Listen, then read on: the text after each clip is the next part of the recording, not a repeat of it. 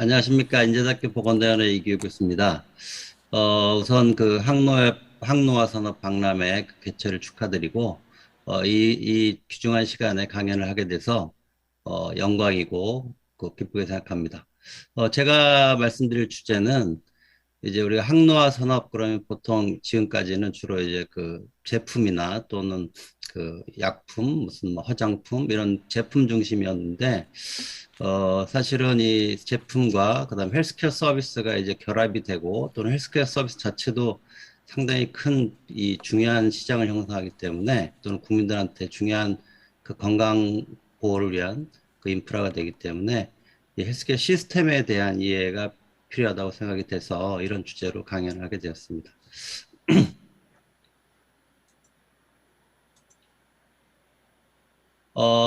우선 항노화 산업이라고 해서 저는 사실은 뭐 그 항노화 산업 자체에 대해서 이렇게 조용히 깊은 건 아닌데 그 전에 제가 알고 있던 이 항노화라고 하는 용어 자체가 좀 시간이 됐고 지금은 뭐 웰에이징을 거쳐서 헬스 에이징이라고 건강한 고령화라고 하는 그 좀 더 포괄적인 개념으로 이제 진화를 한 것 같아요. 근데 아직도 항노화라고 얘기를 해서 약간 좀 생경한 느낌이 듭니다.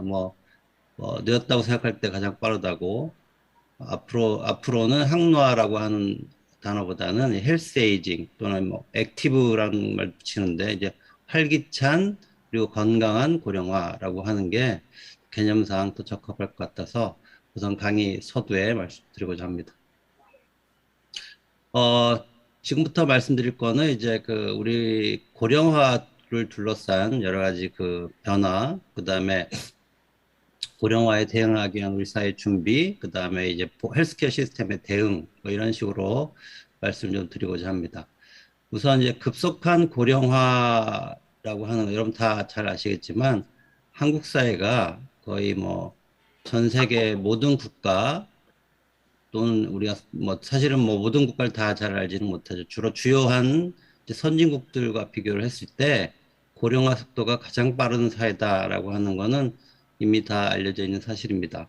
그래서 그래프를 보면 이 왼쪽의 그림을 보시면 알겠지만 우리가 이미 2000년에 그 고령화 사회 그러니까 노인 인구의 비중 여기서 노인 인구는 65세 이상 인구를 얘기합니다. 65세 이상 인구가 7%를 넘어섰고 17년에 이미 14%를 또 넘었었죠.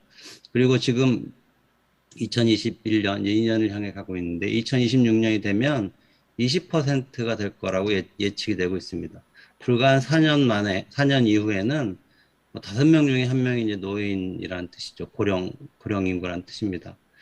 이렇게 되면 이제 2060년에 되면 이게 40% 수준까지 올라갈 거다라고 하는 사실 사회가 이렇게 되면 굉장히 곤란하죠. 왜냐하면 일하는 사람보다 오히려 부양해야 될 사람이 뭐더 많아지진 않지만 한 사람이 벌어서 한 사람을 부양해야 되는 그 굉장히 어려운 얘기죠. 경제적으로도 어렵고 사회적으로도 어렵고 이런 심각한 상황이 되는 거죠.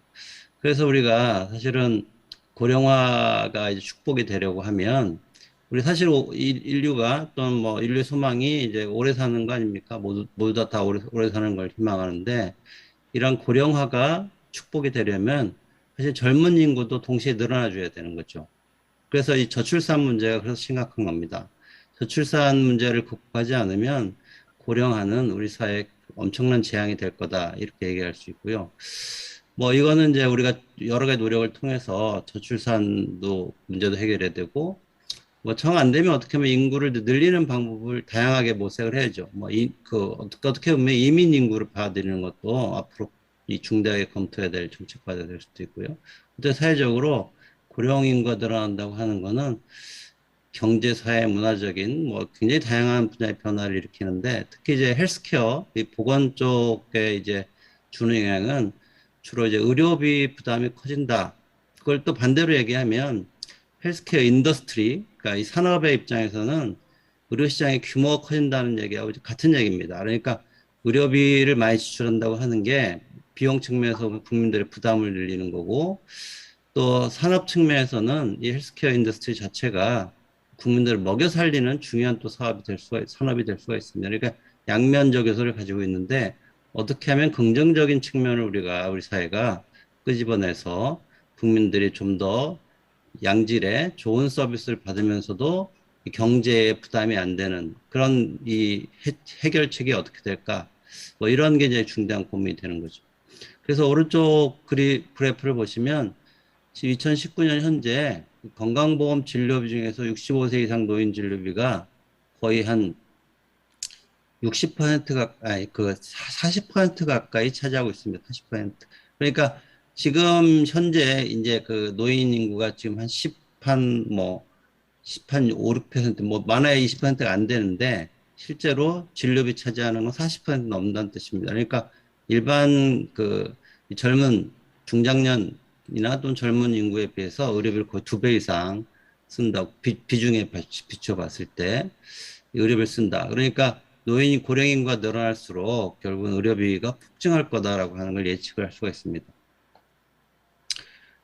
이와 함께 이제 국민소득이 증가하는 것도 결국 우리가 뭐 보건 시스템, 헬스케어 시스템이 이제 국민 건강에 미치는 영향도 중요하지만 실질적으로 다른 나라들 이제 동시에 연구를 해보면 이 국민들의 건강 수준을 높이는 또 예를 들어서 평균 수명을 연장시키는 가장 중요한 핵심적인 요인이 뭐냐?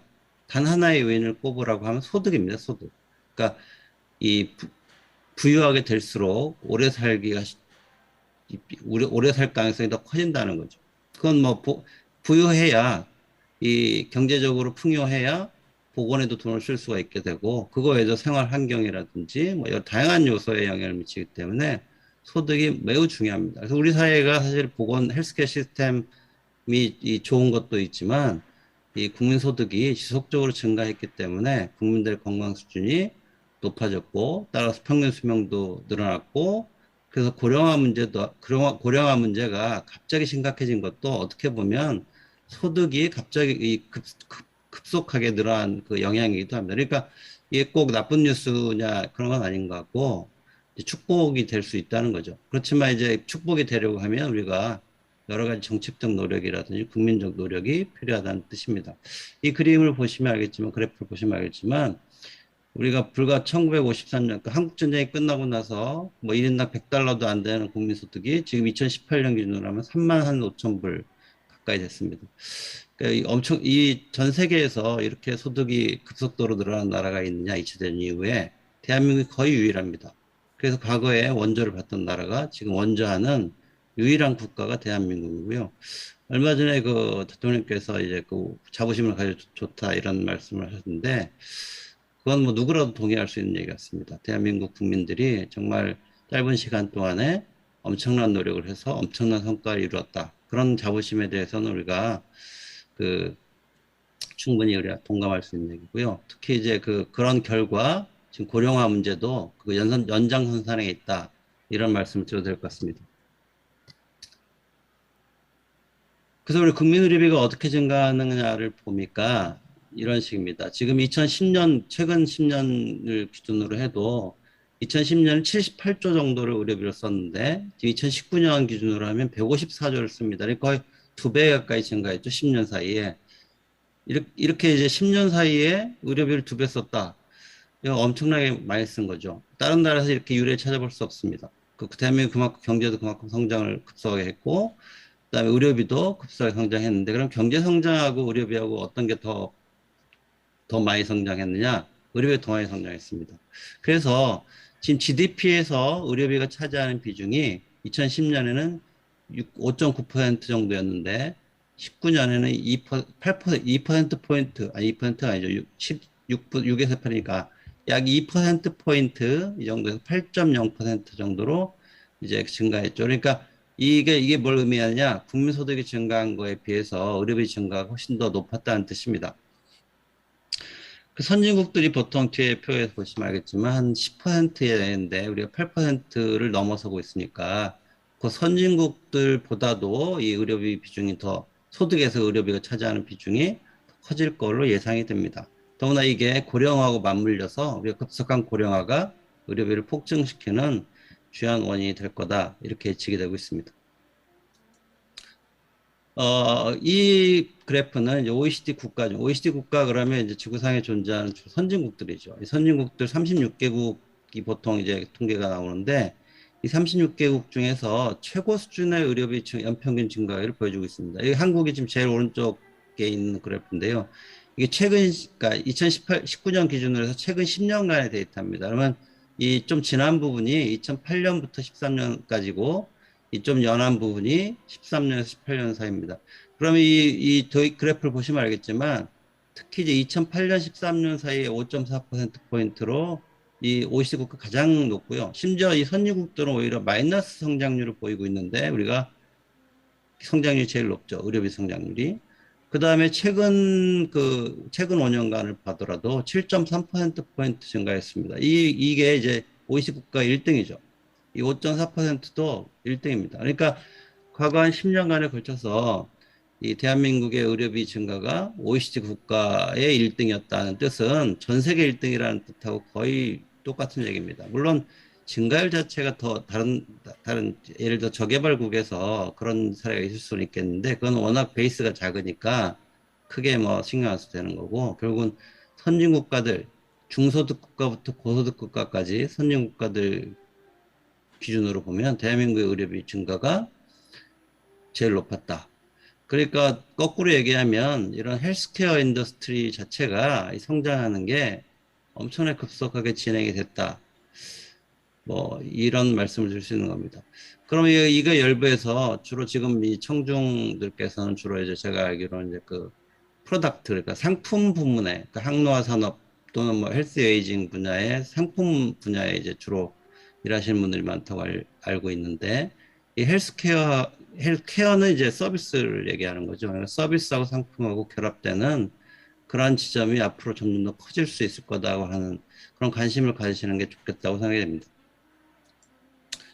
그래서 이 의료비가 GDP에 차지하는 비중이 아까 말씀드렸는데 한국이 지금 이게 2018년 기준으로 하면 한국이 아까 8%, 8.2%뭐 이 부분이고요. 이 OECD 36개국 평균이 한 8.8%입니다. 그러니까 평균을 약간 못 미치고 있고 불과 10년 전만 해도 한국이 한 2점 오른쪽에 한뭐 5%이 정도 수준이었는데 이 8% 중간까지 갔고요. 앞으로 이 왼쪽으로 이동해서 거의 이제 뭐 벨지움이나 뭐 오스트리아나 뭐 노르웨이나 이 정도 수준으로 이제 앞으로 한 5년, 10년 사이에 이걸 이제 거의 OECD 국가 중에서도 가장 높은 쪽으로 이행하게 될 거다. 이렇게 예상이 되고 있습니다. 그래서 이제 우리 사회가 직면한 이 헬스케어뿐만이 아니고 이 정치, 경제, 문화, 사회적으로 우리가 이 중요한 과제 중에 하나가 이 고령 인구들이 어떻게 하면 건강하고 활기차게 살 수 있게 하느냐. 이거는 이제 사회 복지적인 측면도 있지만 경제적인 측면에서도 이 경제 부담을 적게 주고 그다음에 사회적 활력을 유지하기 위해서는 이 액티브 앤 헬스 에이징이라고 하는 게 사회에 굉장히 중요한 우리 저출산 고령화 대책이 지금까지는 주로 이 아이들을 많이 낳아 키우는데 이제 그 역점을 둔 정책을 거기에 이제 뭐 수조 원을 이제 수십조 원을 쏟아붓고 있지만 실상은 사실 이렇게 썩 눈에 보일 만한 그런 성과 나오지 않고 있습니다. 그러면 이제 그 어떻게 하는 게 더 중요하냐? 우리가 아이들 더 낳는 것도 중요하지만 노인들을 건강하게 우리가 보살펴서 또 노인들이 사회에 적극 기여할 수 있도록 하는 그런 방안들이 적극적으로 찾아야 되는 거죠. 그러기 위해서는 일단 고령 인구 자체가 건강하도록 그러한 우리가 헬스케어의 인프라스트럭처를 만드는 게 중요합니다. 그래서 보면 우리가 건강한 고령의 결정 요인 그래서 뭐 열거가 쭉 돼 있어요. 그래서 이 왼쪽에 보면 헬스 앤 소셜 서비스라고 하는 게 이게 이 헬스케어 시스템을 주로 얘기하는 거고요. 나머지 뭐 경제적, 사회적, 이 행태적, 그다음에 문화적, 그리고 우리 육체적인 그런 이, 이, 이 피지컬 인바이러먼트는 이제 뭐 환경, 물, 수질이나 공기처럼 이러한 인바이러먼트, 환경 자체도 우리가 그러니까 포괄적으로 여러 가지 요소가 개입을 하죠. 여러 가지 요소가 개입하는데 학자들이 공통적으로 세 가지가 중요하다고 얘기하고 있습니다. 우선 기본적으로 과학이 토대가 돼야 되겠다. 그래서 우리가 뭐 엔티에이징이라든지 헬스에이징이라든지 그걸 이제 뒷받침하기 위한 어떤 기술들, 뭐 헬스케어 테크놀로지 얘기하는 거죠. 헬스 테크놀로지. 이런 쪽, 그다음 바이오 의약품 뭐 이런 부분이 이제 앞으로 필요하고요. 그다음에 이제 이 경쟁적인 산업이 필요하다는 겁니다. 경쟁적 산업이라고 하는 거는 이제 효과적이고 효율적인 상품을 우리가 만들 수 있고 서비스를 제공할 수 있고 그걸 통해서 경제에도 도움이 되고 국민들의 건강을 보살피기도 하고 다양한 효과를 낼 수 있는 그런 산업이 필요해요. 산업 육성이 필요합니다. 그래서 지금 여기서 나오는 것처럼 뭐 항노화 산업이라 일단 얘기하죠. 항노화 산업을 우리가 정책적으로 육성하고 이 산업이 좀 더 효과적이고 효율적으로 국민들의 또 특히 고령화 인구에 대해서 잘 봉사할 수 있도록 그런 여건을 만들어 주는 게 경제적인 차원뿐만 아니고 이 보건 차원에서 중요한 거다 이렇게 말씀드릴 수 있고요. 그다음에 사회적인 이 태클링 소사이어탈 챌린지 그러니까 사회적인 어떤 이 도전 이 어떤 그 과제에 대해서 우리가 적극적으로 이 고령화 관련해서 대처해 나가야 한다. 사실 좀 늦은 감이 있습니다. 우리가 고령화 속도가 전 세계 어느 나라보다 빠른데 이 고령화에 대응한 준비를 우리가 과연 하고 있느냐 하는 측면에 있어서는 뭐 사실 좀 부족한 게 사실이죠. 예를 들어서 국민연금 같은 것만 해도 그렇습니다. 국민연금만 하더라도 지금 여러 사람들이 국민연금이 과연 이게 지속 가능할 것이냐 걱정을 하고 있는데 그런 과제에 대해서 우리 사회가 대응하는 걸 보면 아직까지 이게 제대로 대응하고 있는지 의구심을 떨쳐버릴 수가 없습니다. 그러니까 이 건강한 고령화의 첫 번째 조건 중에 하나가 사실은 고령 인구가 경제적으로 곤란하지 않아야 한다. 그러려고 하면 기본적인 그 인프라가 이제 국민연금 같은 거죠. 그러니까 국민연금이 지속 가능하지 않다는 뜻은 우리 사회 고령 인구들의 그 미래가 그래 밝지 않다는 뜻이기도 합니다. 그러니까 그런 부분에 우리가 관심을 갖고 대응을 해야 한다는 거죠. 그다음에 예방 전략도 매우 중요합니다. 여기서 예방 전략 뭐 자세하게 설명드리기는 어렵고 시간상 주로 이제 크게 네 가지 축으로 얘기하고 있습니다. 그래서 이 네 가지 축에 특히 뭐 이 노인 고령 인구에게 이제 이 일종의 권한 또는 힘을 부여해주는 문제라든지, 그 다음에 이 건강 격차, 이 소득 수준이나 어떤 문화적인 또는 교육 수준에 따라서 이 건강의 격차가 있는 걸 최대한 해소시켜줘야 되고, 그 다음에 우리가 커뮤니티 자체가 건강하고 안전한 커뮤니티를 만들고, 그 다음에 마지막으로 클리니컬 앤 커뮤니티 프리벤티브 서비스처럼 이 뭔가 엔티에이징도 어떻게 보면 문제가 생겼을 때 해결하는 것도 중요하지만 문제가 생기기 전에 예방하는 게 상당히 중요하겠죠. 그런 기술이 더 오히려 가치가 있습니다. 그런 기술들이 이제 그런 서비스가 임상적으로 그리고 지역사회에서 일상적으로 서비스가 행해지도록 그렇게 하는 게 중요하다. 그러니까 우리가 이 헬스케어하고 그다음에 이 엔티에이징 프로덕트하고 만나는 시점이 바로 여기라고 생각이 됩니다. 그래서 예방에 주로 집중을 해야 되고 국가적으로도 자원을 지금까지는 주로 헬스케어가 주로 치료하는데 진단하고 치료하는데 주로 이제 그 자원을 집중했다고 하면 앞으로는 예방이라든지 건강 증진 쪽에 자원을 이제 더 배분을 해야 되고 그게 국민의 삶을 더 효과적으로 향상시키는 길이 될 수 있다는 걸 우리가 알고 있습니다. 그래서 지역사회 연계 문제가 이제 굉장히 중요한데요. 앞으로의 그 헬스케어 시스템이 그전에는 지역사회하고 단절돼서 그야말로 기관 중심의, 시설 중심의 서비스를 해왔어요. 쉽게 얘기하면 우리나라 국민들은 자기가 아프다고 병원에 가지 않는 이상 지역사회나 또는 뭐 이 국가 정부에서 그걸 해주는 게 없습니다.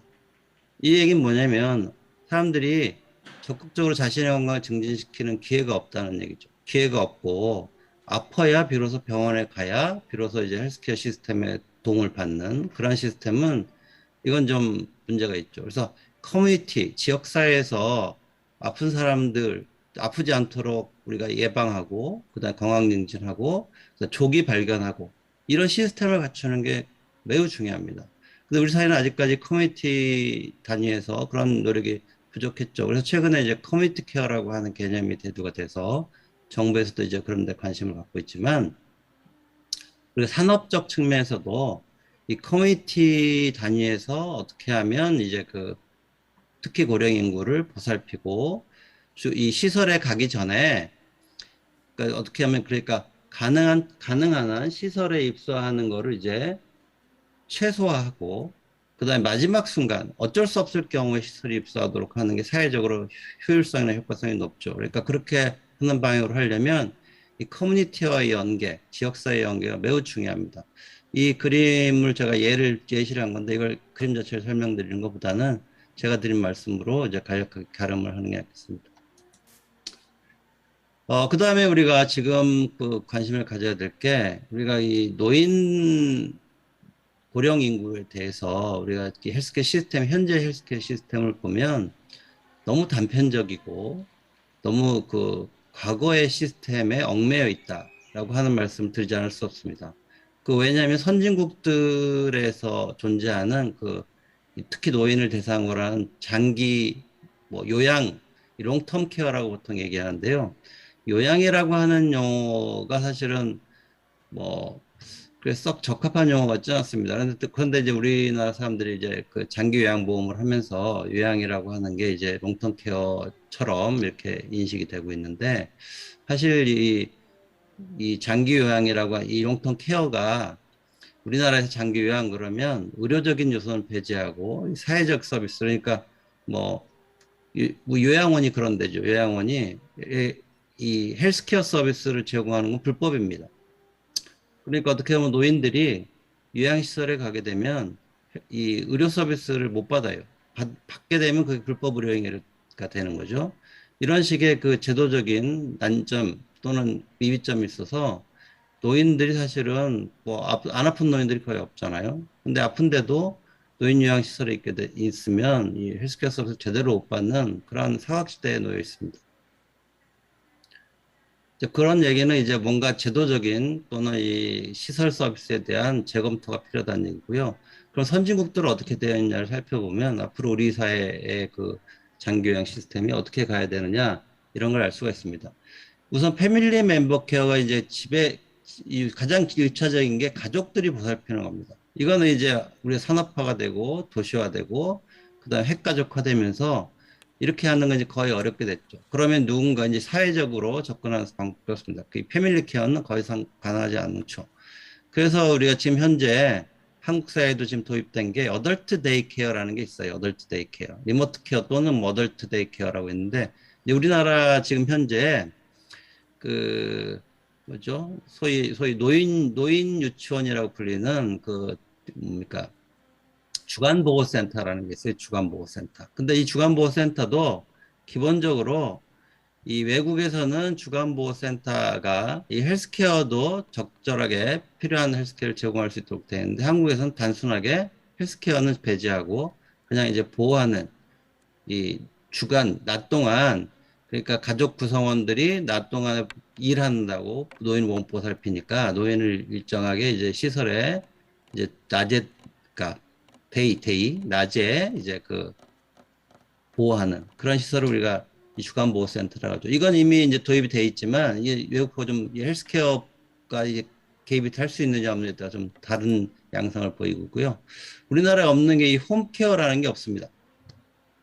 홈케어라고 하는 거는 기본적으로 노인들이 자신의 집에 거주하는데 이 질환이 있거나 또는 뭐 이 독립적인 생활을 할 수 없을 때 집에 가서 서비스를 해주는 거예요. 물론 이제 그 재가보호라든지 이런 그 일부 서비스가 있긴 합니다. 한국에서도. 그렇지만 이 의료 서비스는 거의 없어요. 거의 없는 게 아니라 없습니다. 왜냐하면 법적으로 의료 서비스 할 수 없게 돼 있고, 뭐 가정간호라는 제도가 있긴 하지만 극히 제한적이라서 이런 홈케어, 노인들이 병원에 가지 않고도 자신의 집에서 뭔가 헬스케어 서비스를 받을 수 있어야 노인들이 시설에 최대한 늦게 갈 수 있는 거죠. 그러니까 이런 제도가 없습니다. 그 다음에 인디펜던트 리빙 같은 경우는 조금씩 생기고 있는데 이것도 이제 그 앞으로 활성화 필요한 부분이고요. 그 다음 어시스트 리빙이라는 게 있어요. 이거는 뭐냐면 노인들이 그 스스로 생활하기 어려우면 자신의 집에서 거주 개념으로 예컨대 뭐 우리 아파트 생각하면요. 아파트 같은 걸 대단위로 노인 아파트를 만들어서 아파트에 이제 그 사시게 하고 이 생활에 필요한 서비스를 제공하는 이제 그런 정도의 서비스를 우리가 어시스트 리빙이라고 하죠. 이것도 앞으로 고령화가 진전이 되면서 이런 것도 앞으로 이 산업적으로 얘기하면 거대한 산업이 될 거고 그다음에 이 노인들한테 필요한 인프라가 될 거라고 생각이 됩니다. 그다음에 시니어 너싱 퍼실리티라고 이게 중요한데요. 이거는 뭐냐면 간호사가 주로 하는 간호 서비스를 해주는 요양원자 이렇게 생각하면 되겠습니다. 이것도 매우 중요한 게 우리나라 요양원과 다르게 이 간호 서비스, 너싱 서비스 이게 이제 의료 서비스의 일환이에요. 의료 서비스를 동시에 할 수 있는 기관이기 때문에 쉽게 얘기해서 현재 요양원이나 요양병원에 비해서 가성비가 높다 이렇게 얘기할 수가 있습니다. 이런 게 이제 현재 우리나라에 없어요. 제도적으로 의료법을 고쳐야 되는 문제입니다. 그래서 우리가 이 시간상 제가 이제 길게 말씀드리기는 어려운데 이러한 이 롱텀 케어도 지금 살펴봤듯이 굉장히 다양한 형태의 그 롱텀 케어 퍼실리티가 있죠. 이 시설들이 있는데 이런 시설들이 서로 연계돼 있어서 노인들의 그 니드 이 니즈에 따라서 적합하게 이제 선택해서 갈 수 있도록 또는 가장 효율적인 서비스를 제공할수록 우리가 시스템을 만들어야 될 거고요. 그래서 한국 협力케어를 지금 하고 있는데 이제 거의 이거 거의 실현이 지금 잘 안 되고 있습니다. 이 부분이 앞으로 더 개발이 돼야 될 거고요. 일본 같은 경우도 이 노인 지역사회에서 이 포괄적으로 노인들한테 서비스를 이 병원이라든지 외래라든지 여러 가지 지원을 동시에 하는 그런 시스템을 만들어가고 있습니다. 이제 한국에서 제가 말씀드렸지만 요양병원이 있고 노인 요양시설이 있고 이 중간 시설이 없어요. 그러다 보니까 노인들이 요양이라고 하는 건 그냥 생활 서비스를 하는 거고 요양병원은 헬스케어 서비스, 이 의료 서비스를 해요. 이걸 두 개를 동시에 할 수 있는 시설이 널싱 퍼실리티가 있고 서브 아큐트 퍼실리티가 있을 수가 있습니다. 이런 시설들을 새로 도입해야 한다는 말씀을 드리는 거고요. 그래서 전체적으로 보면 우리가 헬스케어 시스템이 지금 현재는 이 노란색 제가 표시한 부분 정도가 대한민국에 존재하는 특히 노인을 위한 의료 시스템이고요. 이런 시스템 말고 다른 종류의 여러 가지 형태의 의료기관들이 있어요. 이것들을 선유국에 다 존재하는 의료기관들인데 이런 시설들의 공통점은 뭐냐면 노인들의 니드에 적합하게 이걸 비용 효과적으로 제공한 시설이라고 하는 겁니다. 이건 시간이 없어서 길게 말씀 못 드리겠는데 이런 식으로 앞으로 시설 서비스가 개선이 돼야 되겠다 이런 얘기입니다. 그리고 또 한 더 말씀드리고 싶은 거는 이헬스에 주목할 필요가 있어요. 노인들은 대체로 거동이 불편하고 그런 가정에 오래 있게 하려면 노인들이 왔다 갔다 하면서 의료 서비스를 받는 건 굉장히 비효율적입니다. 그러면 이헬스가 굉장히 중요한 대안이 되는데요. 2005년도에 이미 이런 개념이 나왔는데 지금 2021년 아닙니까? 15년 지났는데도 한국 사회에서는 지금 한 발짝도 못 나오고 있어요. 이 법에서 이 원격을 못하도록 돼 있기 때문에. 유럽에서도 지금 이런 식으로 어떤 개인을 중심에 두고 이 원격 의료를 통해 가지고 뭔가 하도록 이 시스템을 만들고 있습니다.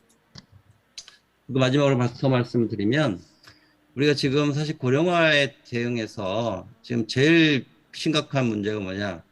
이 의료 인력이 너무 적다는 겁니다. 의사를 비롯해서 간호사도 부족하고요. 이 보건의료 인력이 매우 부족합니다. 그다음에 이 의료비가 증가하는 만큼 그리고 사회적으로 의료비 증가하는 게 이게 재앙이 되지 않으려고 하면 의료비 증가하는 거 이상으로 이 보건 분야에 의료 분야에 종사하는 국민의 숫자가 늘어나야 합니다.